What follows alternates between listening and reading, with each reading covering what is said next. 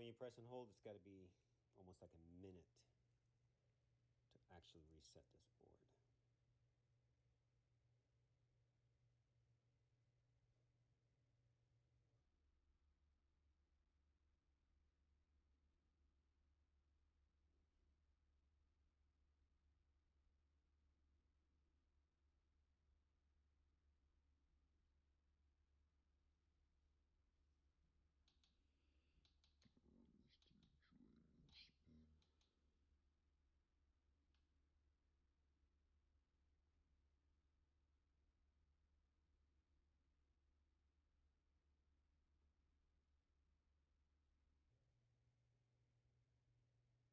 So she's not doing anything. And you did unplug?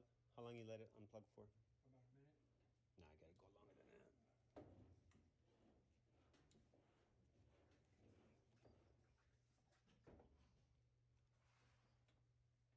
Appreciate it.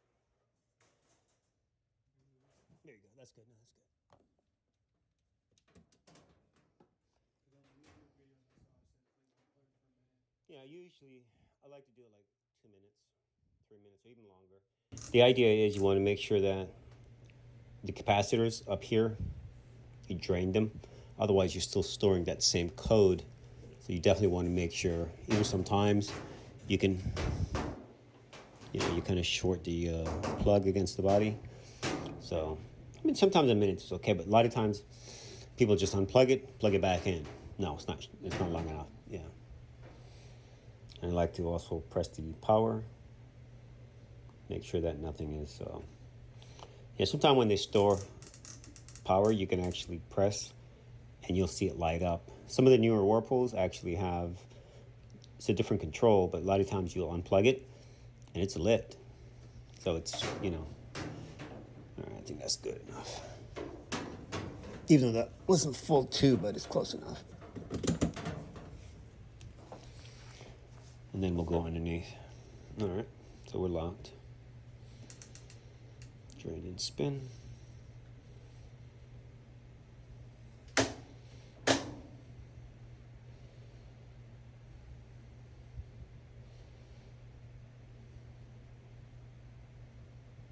So drain pump did not come on. Usually it turns on right away. So that's a sequence of operation. You're gonna have to kind of like, as soon as the drain pump is initiated, we're on drain, yeah, turns on right away. So if not, you're gonna get a code. And that code is a drain pump. I mean, you could look the code up. I don't go by codes. I go by what is the machine doing, when it should be doing it. Right. And it's not doing it. So we're gonna press pause. Right now it's pausing. So we're gonna unplug, tip the machine over, and see what's going on back there. You may have something caught in there. Now, you said you checked for stuff. Did you remove the pump? Or you didn't do any of that? No, I didn't do it because I don't know. Okay, no, you're good. Better safe than sorry. Let's unplug. So pull her out. I can move this. Yeah.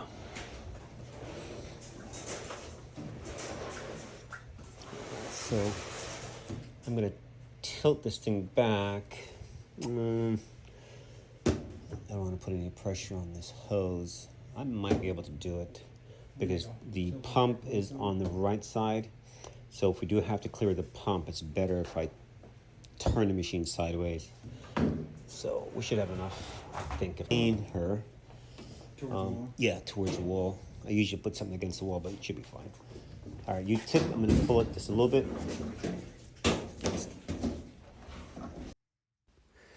All right, guys, you see the code. You see the symptom the machine is having.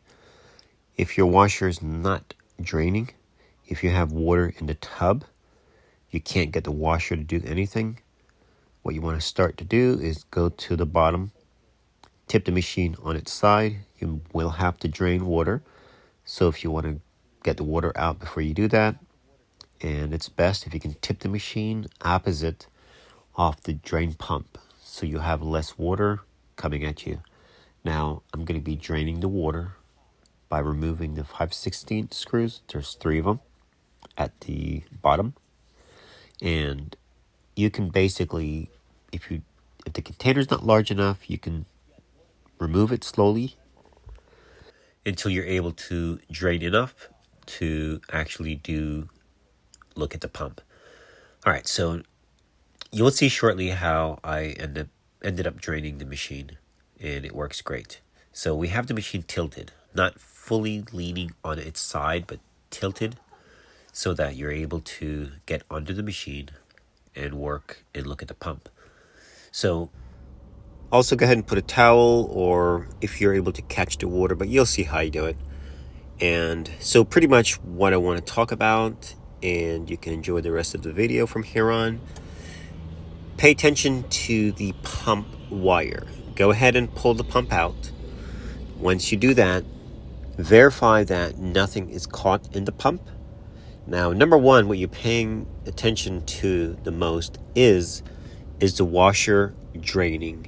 If your washer is draining and you can hear the pump, then the issue is not your pump at all.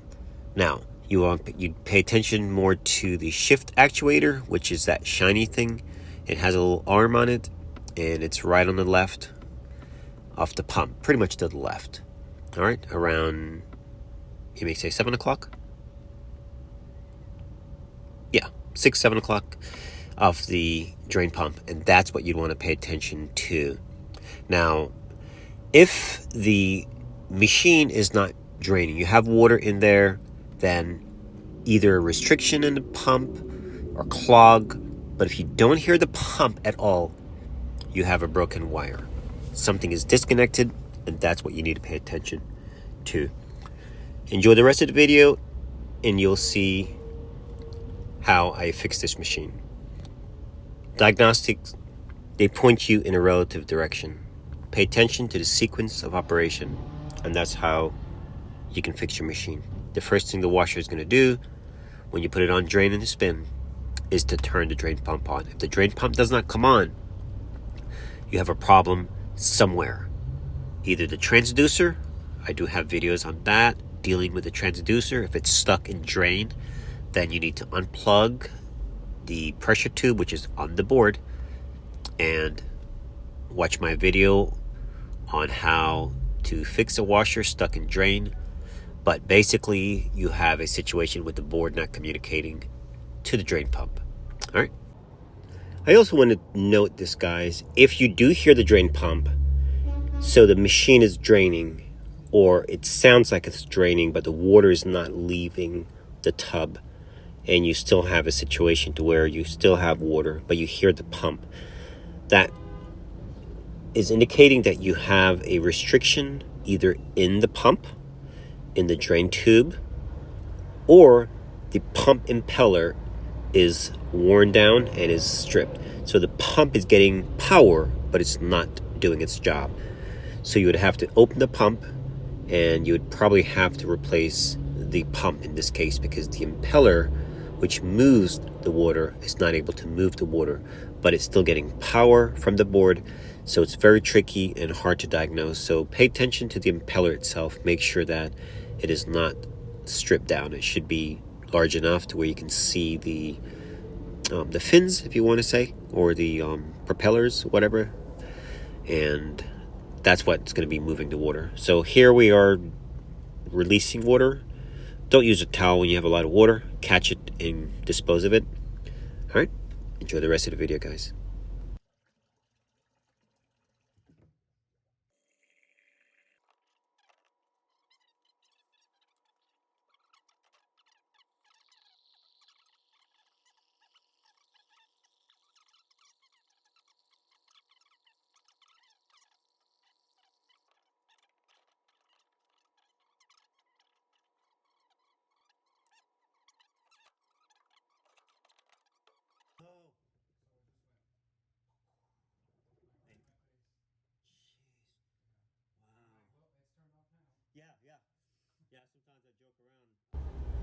All right, so here I always examine the pump wire. It's just something I do because I've, seen this issue so many times.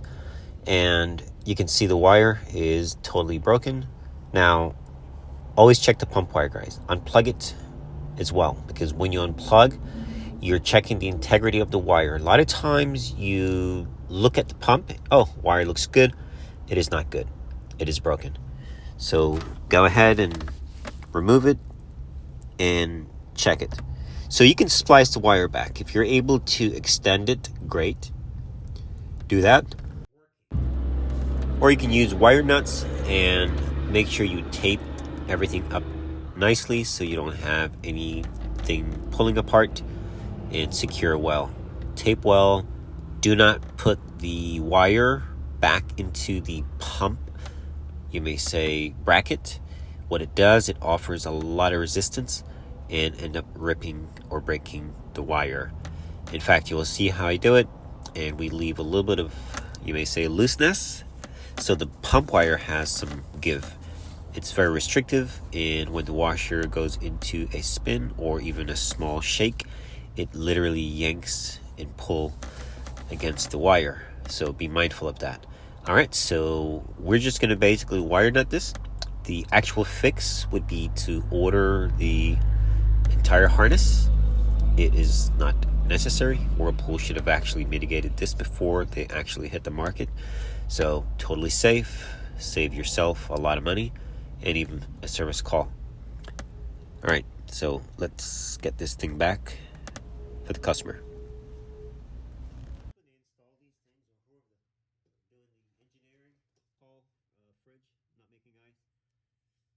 I knew exactly where to go.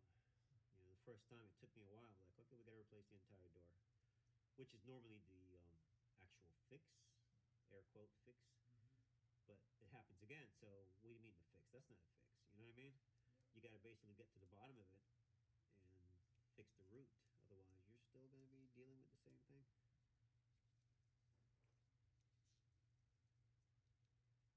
Yeah, the wire was basically cut and sitting there. It's like, wow. Impossible to find.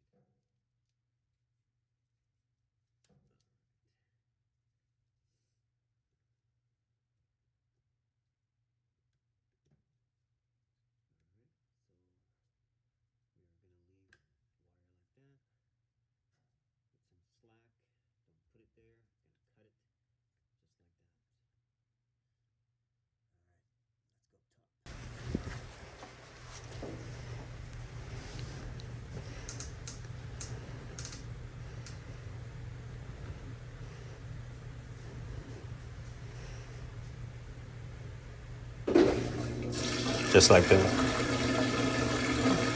So when the transducer, which is a signaling portion on the board, when it's not getting a signal because the drum is full and it's not draining, if the machine is not draining, you can't expect the machine to do anything. It's in limbo. It will not do anything because it can't, because the tub is full. So once the tub is drained, the transducer now gets a signal and it says, okay, the roadblock is not blocked anymore. Now you can let water in, and we can start to basically let water in and do a load. But until that is done, it will not do anything. It might still drain. The pump has a overheat situation where it cools down and then turns back on. At least some of them do.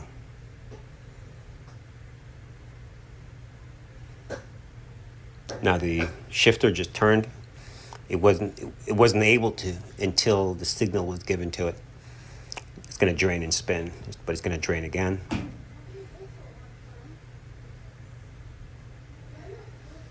There you go.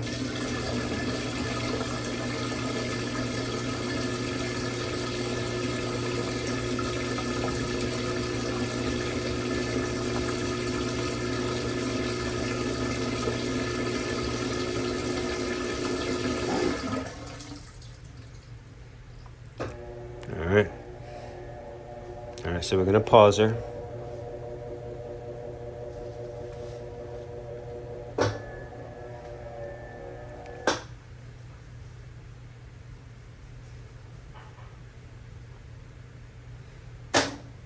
All right, power off. Were you normal most of the times? Yeah. Okay. All right, start.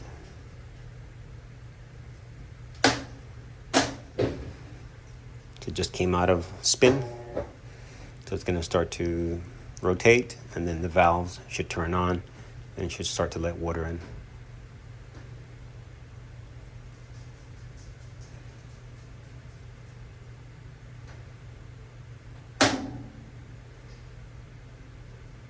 So it still thinks it's spin.